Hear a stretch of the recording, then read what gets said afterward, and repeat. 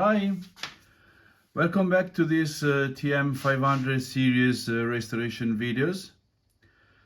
Today I want to take care of this very neat SC502 15 MHz oscilloscope. We have seen in the intro video that there is some life in it, and we have an horizontal positioning problem. However, this scope is so filthy and dirty in the faceplate that I don't want to risk to scratch the lettering and the paint down the knobs. So as a first step, I will clean the face. As we already know that we have some work, some running in it, so it will be not a full waste of time.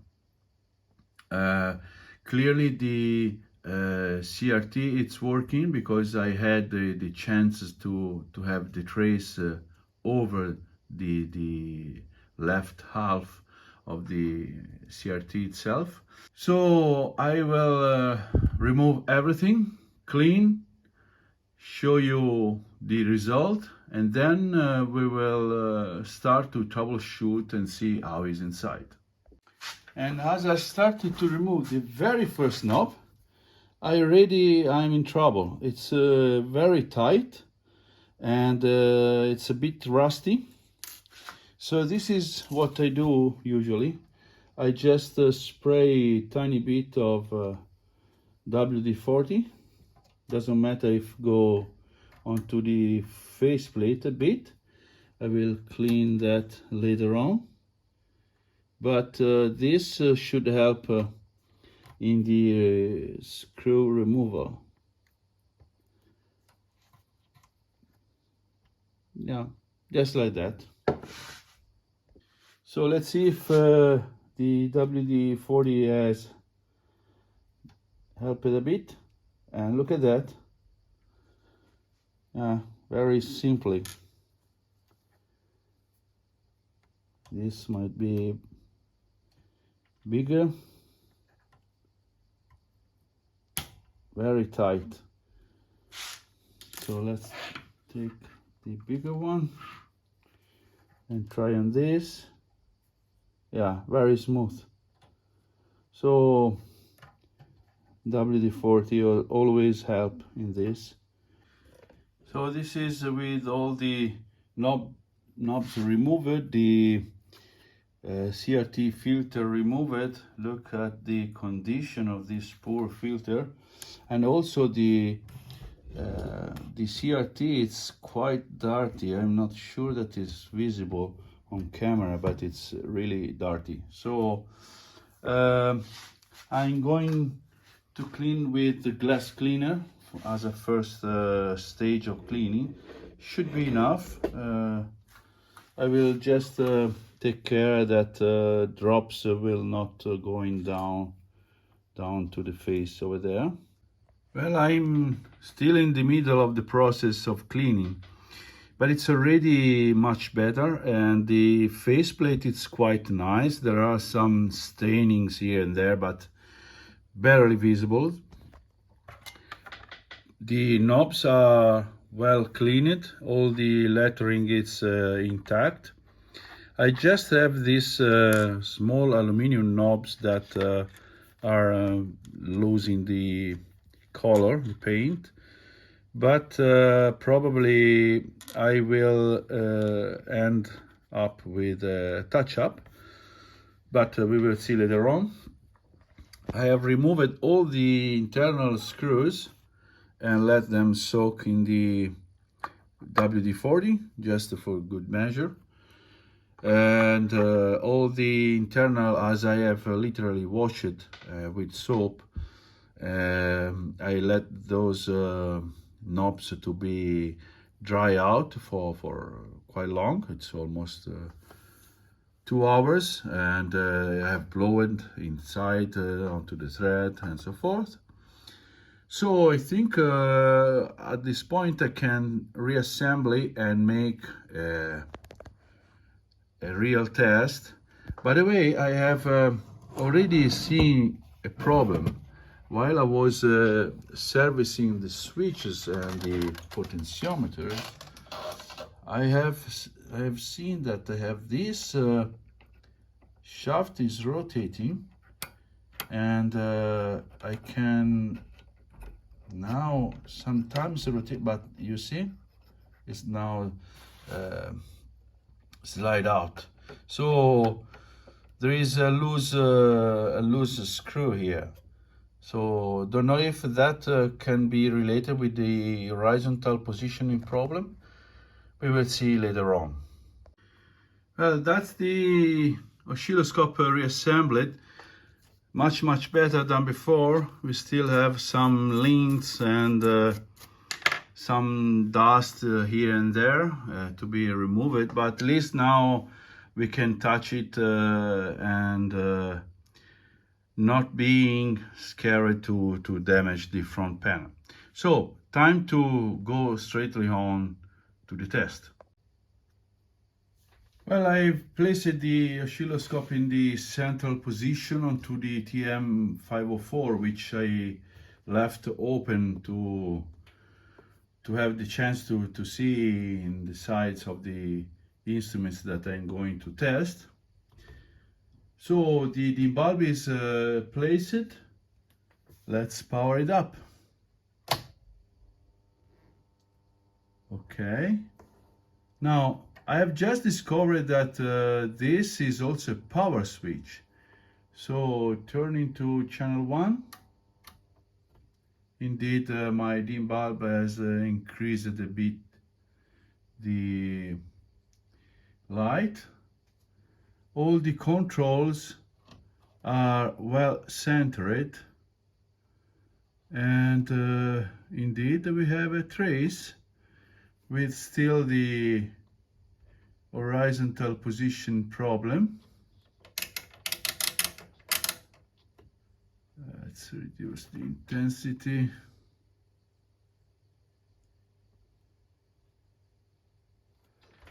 So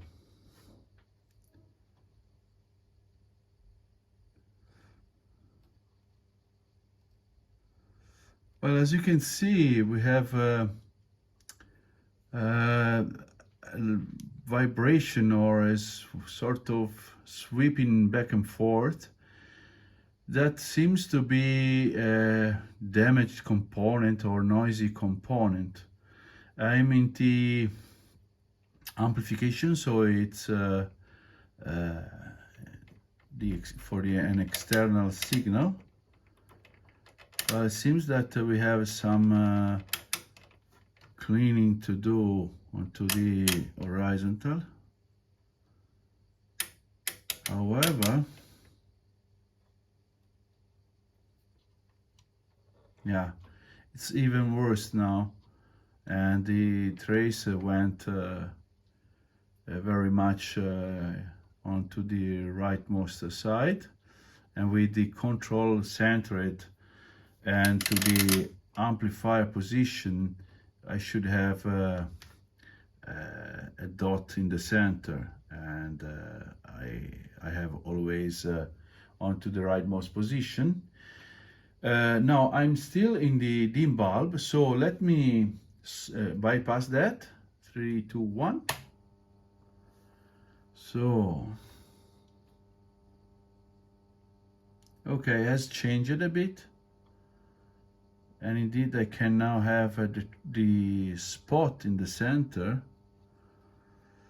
It's not well defined. I think I need to adjust the astigmatism if there is the possibility to do that. So let's try now. Let's reduce this, but still the problem is present. Now I really don't believe and hope that the problem it's not in the CRT. as in the deflection plates can get this problem, but normally will not go beyond the center. So it's time to read the manual and start to troubleshoot that. Well, I think we have also a vertical problem, as laying in the amplifier position, we have a noisy glitch toward the top of the CRT, and that's is in all the position, and it's going back. I think it's yeah, the problem that I've seen there, you see it's coming up a spot. I think we have also a problem here. So the third step will be to check the power supply. Checking the voltages, they are a bit out of spec. So here we have the plus 20, which is plus 19.8. Here we have the worst one, which is plus 5. Down here. And this is 4.48. This is really out of spec. And over here we have the minus 20, which is the better one. So I think I will go ahead and try to adjust those voltages. I will also check for AC. Let's do it right now. We never know. Now here we have almost nothing. Let's see here. Again, almost nothing. We have to wait a bit for the instrument to be stabilized and read. And here we have the plus 5. Again, very little ripple. So I'm afraid I need to make the adjustment. Well, the adjustment of plus and minus 20 volts does not improve the plus 5, which has no regulation on it. Now, it needs to be investigated if there is an overload or a problem in the plus 5 volt circuit itself. There are so many tantalum capacitors in this instrument that all and each one can cause a problem. So probably would be a nice idea to try to fix this problem, and that could be related with the overload of the 5 volt. Just to start from a known point that we have a failure. In order to troubleshoot the horizontal board, which is right this board A4, it is located down under the upper shield. Okay, the idea is to start from the end of the horizontal amplifier, as this is the horizontal amplifier, and I was looking at the manual to see if there was any adjustment onto the board, and indeed there is a centering adjustment which requires the connection to ground of TP745 and adjust the relevant centering trimmer R760 in order to have a spot in the center. Now let's put this onto amplifier, and as you can see, I have the horizontal position all the way to the left, or counterclockwise, in order to have a almost centered spot. Now the TP in questions, or the test point, it's right over here. So I'm going to clip the alligator over here and to the ground. And as you can see, it's very far away onto the left, and I am not even able to bring it to the position required. Now that I believe can be either the circuit here itself, but I have also seen that we have a plus 5 volt coming to the board. So as we have a low voltage on plus 5, might it be that we have a problem in the circuit because of the low voltage on plus 5? So I'm jumping back and forth from plus 5 and the horizontal, but it is what it is. So I will go back to the plus 5 volt and see if I can have a fault directly onto the rail itself. Well, I have located the 5 volt circuit and the resistor which is in series with the voltage rail. And it seems that we are having an overload, as we are having before the resistor 5.6 volt, and after we have 4.5, and the resistor measure 3 ohms, perfectly spot on. Now I've checked the 5 volt rail, and it seems that there is no shorts on the line, and it seems that is only weak. So I have used my bench power supply to feed the power, the plus 5 volt, but no change onto the horizontal position. So there might be a problem exactly onto the board. So as we have seen before, we couldn't be able to center shorten the input of the horizontal amplifier board. So that makes me believe that there is an unbalancement onto the board itself, and probably some component is faulty. Well, we clearly have a fault in the horizontal amplifier board. This is the output for the horizontal deflection plate. This side, no signal. On this side, we have the ramp that we should have also onto the other side, but with the shape of the opposite slope than this. So we clearly have a fault here, and probably, as we do have ramp, means that we have the driving signal, and we have one arm that is not amplifying.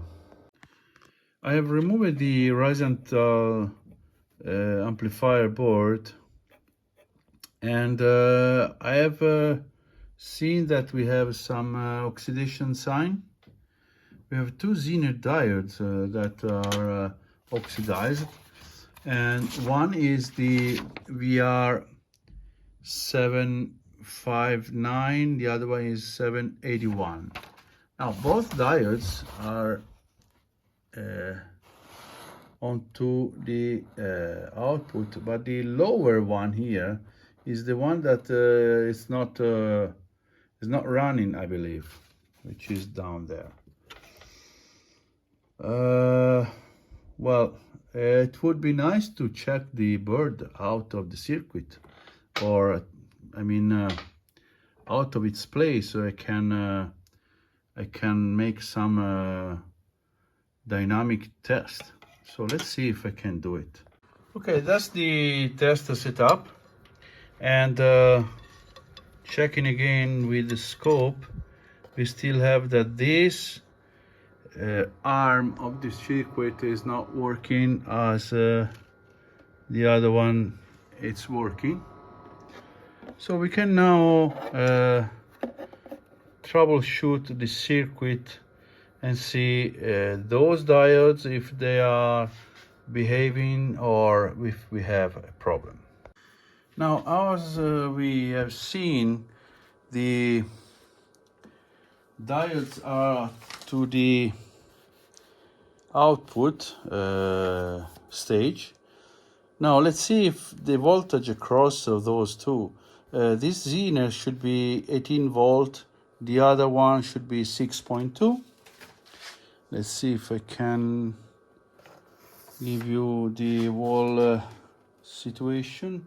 So this should be the 18 volt, and we have 2.93 volt, very low. And on the other side we should have a 6.2 volt, and we have 6.3. Now that can be a lot of things, maybe an overload, a shorted transistor here, or the diode itself. So let's measure the minus 70 if it is present before that. Oh, by the way, I've checked the continuity between ground and the oscilloscope ground, and it seems that our socket here is bringing also the ground. So I should read minus 70, and I have a minus 60, not really 60, but again we have a very low drop across the diode itself, and I believe that diode is faulty. Well, actually I was on dim bulb, so minus 70 is 72, and the voltage drop across the diode still is 3.8 volts. So that makes me really believe that we have a faulty diode. So I have replaced the diode with a brand new 18 volt diode, Zener diode. This is the output that was running and still run. Let's check that. Oh, would you look at that? And indeed it's with opposite slope. So let's connect to the CRT. I have placed the horizontal amplifier board back in its place. The oscilloscope is back on through the dim bulb. Let's see, we should have a long, yeah. Now we have plenty of adjustment here. We are out of focus as for the bridge removal. I had to remove this in order to make the screw free. And let's see if I can adjust a bit over there. Not really. So let me screw back in place. Okay, I've reassembled the focus adjustment rod. Now we should have also the possibility to adjust the spot, placing to amplify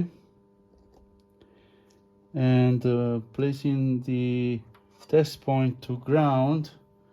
And now we already are over this part, so by adjusting this I should be able to center And indeed I can do it now. Okay, so that part is fixed. Now this is also almost centered, but probably there will be an additional adjustment to be performed.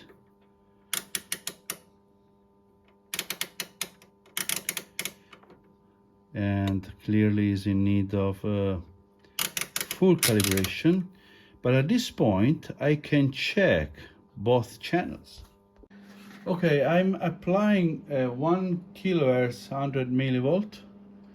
Let's place in AC with this signal splitter. I should also chop it mode. Let's increase this. And we are okay.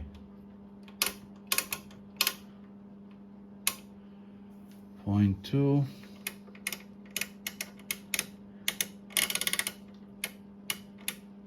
I think we should also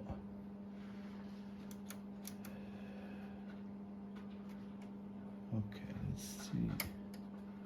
Seems that also trigger is not doing what it should.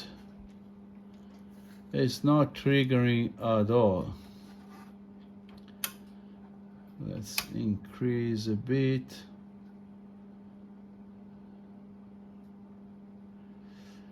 Now I also see a difference in the amplification. Let's place on to alternate. Okay, so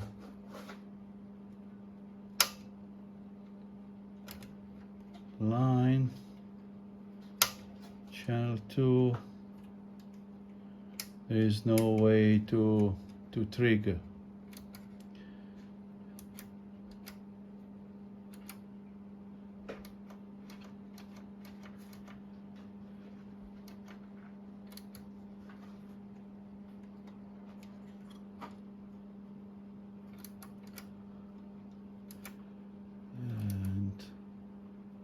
That should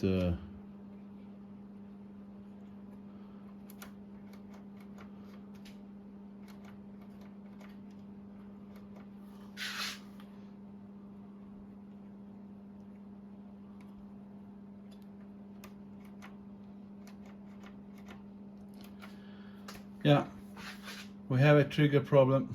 But actually that is not really intuitive. Auto, it's it seems to be when the push button is released, and this released for auto.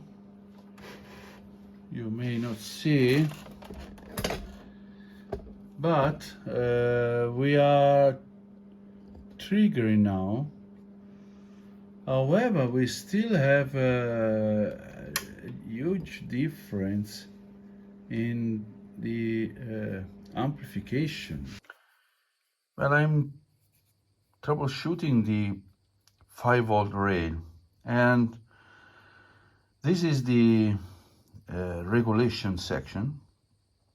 We have this operational amplifier, which is an LM741 or UA741. There is so many manufacturer that has produced this kind of operational amplifier. And the way that it works is to compare the inverting input with the non-inverting input, and all the difference that we will see, it will see onto this inverting input will generate a current that will change the drive onto the Darlington transistor, which is, by the way, located back here. And now the voltage that I'm having, it's around 4.6 volt. The first thing that I've done, I've replaced the IC with another one, no change. There is no overload onto the line. I have supplied with an external power supply. So I went to the reference voltage and I'm having 4.6 volt. So that for sure is why I have 4.6 volt onto the output. Now doing the math, the sum of these two resistors, it's around 20k. So 20 volt divided 20k, we have around 100 millivolt. That multiplied for 5.09k, we should have 5.09 volt, which is exactly the voltage that is expected onto the output as is stated onto the service manual under the adjustment section, which is 5.7 volt. So I suspect that there is a out of spec resistor. I have lifted the capacitor, no change, so the capacitor seems fine. I really suspect that there is and I suspect that this is higher in value, as rarely resistors goes down in resistance. Well, I'm afraid we have a problem similar to that I found onto the SC502 frequency counter. I have removed this resistor, which it broke in two pieces, but the resistance is nice. Don't know if I have used too much force or if it was very weak, but the resistance should be 15k, is 15.2, so a bit out of spec, but not so bad. So I have removed the IC, which is over there. I have removed the capacitor, which is here, and the resistor, it's lifted right here. I will zoom in. So the whole chain should be isolated. So sorry for this line should be isolated. But if I measure relevant to ground, I have 48k. This is a real another PCB leakage. Unless I'm missing something, there must be a leakage. So let's see if I can improve by cleaning with the contour swap and IPA if there is this conformal coating that maybe it's becoming conductive. Hopefully not, because absolutely would be impossible to clean the whole board unless I completely dismantle the scope. Cleaning with IPA this time has not improved for nothing. We are even worse. So I think there is no other way than to remove the board. And that is very, very huge work, as it's so packed and very delicate. So let's try to fix it. So as a first step, I have removed the rear panel. Well, unfortunately, I don't think there is a way that to remove the trigger board will avoid to remove the front panel. And I think if we wanna see what's happening down there, there is no other chance. Well, let's try a different approach. I have removed the horizontal amplifier board, and that should expose, and I'm seeing something there. I don't know if you can see on camera. It looks like solder, this kind of strange blob over there, like that.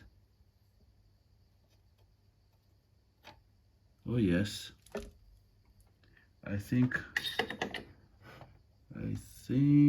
we are good now. Let's see from here. Nope, we still have 41.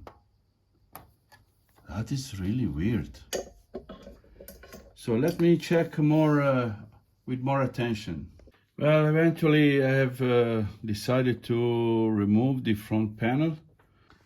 So that's the board removed, with all the components still removed.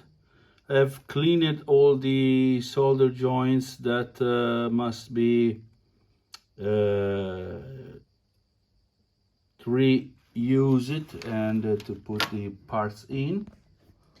And testing for leakage, I still have the leakage. So this is the ground and this is the pin, and I still have 46K of leakage and really don't understand why. I've removed the IC socket, and between pin 4 and the line in question there is some tarnishing here. So I'm not sure that this will cause the problem, but it's worth to clean and check again. Well, it seems incredible to me, but really, cleaning that tarnishing has removed the leakage. Nothing there now. I really can't believe. I've just cleaned the tarnishing with IPA. I have scraped a bit with this plastic pointer, and then I cleaned it with IPA. That is unbelievable. Let me try to reassemble some components and measure again, because I've seen another thing. This is a multi-layer PCB, and the internal layers are very close one each other, and onto this via there are several internal tracks that makes me think that when I will solder back in place this resistor in its hole, I may have some leakage again. Let's try that. Checking the tantalum capacitor, it's good as new. Very well behaving. So very low leakage, no dielectric absorption, and yeah, ESR of 4.8, which is the measure of the ESR on this instrument. I don't really trust it, so usually it's measuring a bit higher than normal. But this capacitor, and by the way, the value is spot on, 1 microfarad. All the components are back in its place, with the exception of the 15K resistor, And if I measure onto the node where we should read 5.09, I read 5.09. So I may have fixed this problem. Well, I'm taking advantage from the complete dismantling of the front panel for an additional polishing of it. I also have done some maintenance onto the 5-volt transistor, series bias transistor. So everything is back in place. I've also installed the 15K resistor. So I will clean these metal parts and then I will go for the reassembly. Well, I was just installing the board and I've spotted this nastiness over here. So we have a bad tantalum capacitor which has exploded with a blob of metal on one side. And that for sure has happened in the past, not now, not to me. So let's replace it, and I will go ahead and sweep onto the board for any other nasty signs. Just to satisfy my curiosity, it's open. Yeah, clearly, otherwise I would have a short circuit. The capacitor in question is SC500, and SC500 is 1 microfarad. Capacitor is in the trigger source line, and it's a smoothing capacitor. So we have seen some not really healthy trigger section, but I'm not sure that it was because of that. So let's replace it. Everything is reassembled and plug it in. DIN bulb, it's placed in circuit. So emitter, it's connected to the plus 5 volt. So let's power it up and hopefully we will not have any nasty behavior. Okay, DIN bulb has flashed, but seems nothing scary. 4.4 volt, and let me bypass the DIN bulb. Oh, would you look at that?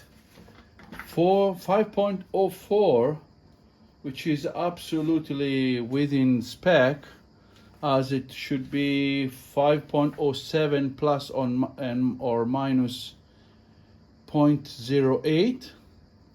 So we are perfectly in spec. Okay, so let's see if we can have some trace. By the way, as I am not seeing. So, okay. Oh, we don't have any sweep.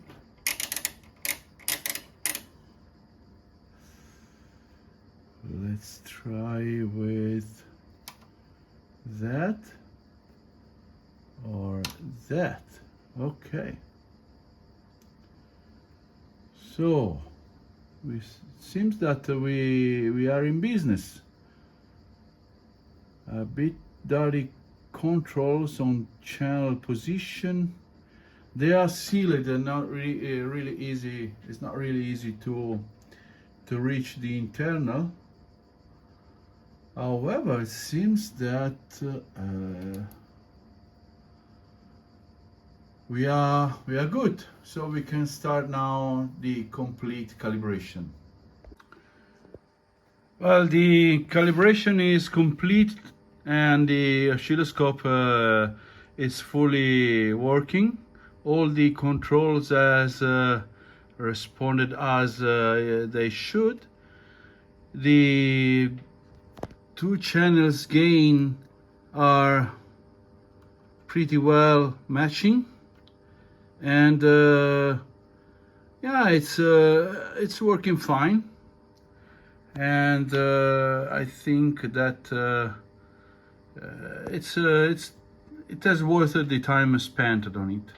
The time base was a bit out of alignment, but not badly. By the way, with time marker, I've been able to fix it properly. So I think that this will complete the repair and restoration of this beautiful small oscilloscope. And I hope that you have enjoyed this repair, and I hope to see you in the next video. Thanks for watching.